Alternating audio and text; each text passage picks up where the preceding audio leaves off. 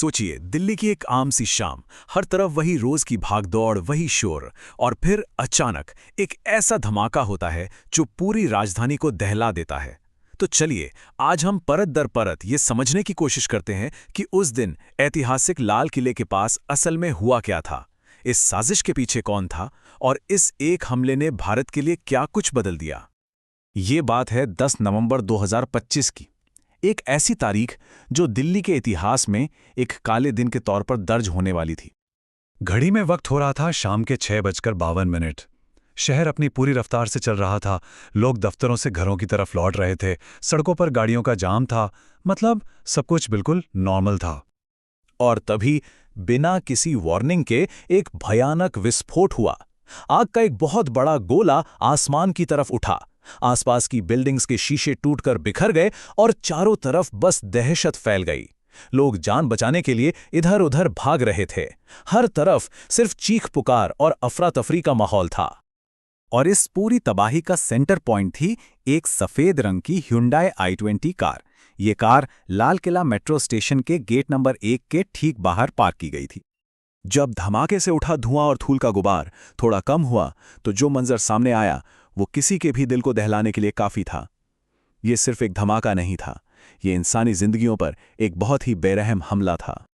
13 बेगुनाह लोगों की जान इस हमले में चली गई, और दर्जनों लोग इतनी बुरी तरह से घायल थे कि उसका अंदाजा लगाना भी मुश्किल है। कई लोग गंभीर रूप से जल गए थे, तो कईयों की हड्डियां तक टूट चुकी थी। मरने वालों में कौन थे? वहां के दुकानदार थे, शहर घूमने आए टूरिस्ट थे, और वो आम लोग थे जो रोज की तरह अपना काम खत्म करके घर लौट रहे थे। बस एक झटके में न जाने कितने ही परिवार हमेशा के लिए उजड़ गए। अब काम शुरू हुआ जांचकर्ताओं का। सबसे बड़ा सवाल यही था कि आखिर ये कार यहां तक पहुंची कैसे, और इस हमले के पीछे किसका हाथ था। सुराग खोजने के लिए उन्होंने कार के पूरे सफर को रिट्रेस करना शुरू किया। सीसीटीवी फुटेज को खंगालने पर एक बहुत साफ टाइमलाइन सामने आई। कार दोपहर 3:19 पर चांदनी चौक इलाके में एंटर करती है, और ठीक 3:30 पर उसे उसी जगह पार्क कर दिया जाता है जहां शाम को धमाका हुआ। ये बात ही अपने आप में डराने वाली है कि ये कार वहां 3 घंटे से भी ज्यादा वक्त तक खड़ी रही। किसी ने उसे छुआ तक नहीं, किसी को कोई शक भी नहीं हुआ। ये साफ इशारा था कि ये एक बहुत ही सोची समझी और ठंडे दिमाग से रची गई साजिश थी।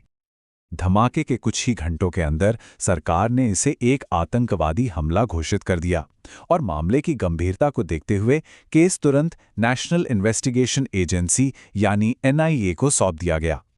और जब NIA ने जांच शुरू की तो जो बातें सामने आईं उसने पूरे देश को सकते में डाल दिया। पकड़े गए संदिग्ध कोई मामूली अपराधी नहीं थे, वो पढ़े लिखे लोग थे, एक बेहद ऑर्गेनाइज्ड नेटवर्क का हिस्सा। इस नेटवर्क में फरीदाबाद के डॉक्टरों से लेकर कश्मीर के ऑपरेटिव्स तक शामिल थे, जिनके पास लेटेस्ट टेक्नोलॉजी और पूरी ट्रेनिंग थी। मतलब साफ था, ये किसी नौसिखिए का काम बिल्कुल नहीं था। लेकिन कहानी यहीं खत्म नहीं होती। जांच जैसे जैसे आगे बढ़ी, एक और भी ज्यादा भयानक और बड़ी साजिश से पर्दा उठा।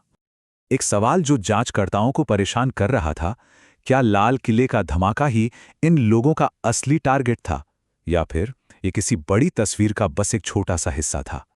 जवाब इस एक नंबर में छिपा था, 32। जांचकर्ताओं के हाथ एक ऐसा ब्लूप्रिंट लगा जिसमें भारत के अलग अलग शहरों में इसी तरह के 32 और कार बॉम्ब धमाके करने का पूरा प्लान था। इस खुलासे ने एक बात साफ कर दी, लाल किले का धमाका शायद सिर्फ एक टेस्ट रन था, एक संदेश, या फिर आने वाले एक बहुत बड़े कहर की रिहर्सल। इस खुलासे के बाद पूरे देश में हड़कंप मच गया। सुरक्षा एजेंसियां हाई अलर्ट पर थीं, लेकिन एक सवाल हर किसी के जहन में घूम रहा था, आखिर निशाना लाल किला ही क्यों चुना गया? इसके बाद जो हुआ वो जाहिर था। दिल्ली को तुरंत हाईएस्ट सिक्योरिटी अलर्ट पर डाल दिया गया। ऐतिहासिक इमारतों और मेट्रो स्टेशनों पर स्पेशल फोर्सेस तैनात कर दी गईं। पुरानी कारों के डीलरों को आदेश दिया गया कि हर गाड़ी की बिक्री की सख्ती से पुष्टि की जाए, और NIA ने देश भर में लगातार छापे मारकर विस्फोटक और जरूरी दस्तावेज बरामद किए। देखिए, लाल किला सिर्फ एक टूरिस्ट स्पॉट या एक पुरानी इमारत नहीं है। ये भारत की पहचान है, उसके इतिहास का, उसकी संप्रभुता का एक बहुत बड़ा प्रतीक है। और इसीलिए यहां पर हमला करना सिर्फ एक जगह पर हमला नहीं था, ये सीधे सीधे भारत की आत्मा पर हमला करने जैसा था। कई गिरफ्तारियों और महीनों की लंबी जांच के बाद भी इस केस से जुड़े कई जरूरी सवाल आज भी अनसुलझे हैं। कहानी के कुछ पन्ने अब भी खाली हैं, जिनके जवाब मिलना बाकी है। जैसे कि बम को असल में डेटोनेट किसने किया था? क्या इसे किसी ने रिमोट कंट्रोल से उड़ाया था या फिर इसमें कोई टाइमर सेट किया गया था? ये आज तक साफ नहीं हो पाया है।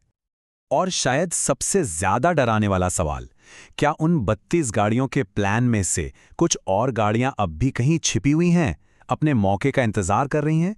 क्या देश पर मंडरा रहा खतरा पूरी तरह से टल गया है? और आखिर में वो सबसे बड़ा सवाल, इस पूरे ऑपरेशन के लिए पैसा कहां से आ रहा था? कौन था वो जो इस पूरे आतंकी नेटवर्क को फंड कर रहा था? जांच आज भी जारी है और पूरा देश इन सवालों के जवाब का इंतजार कर रहा है।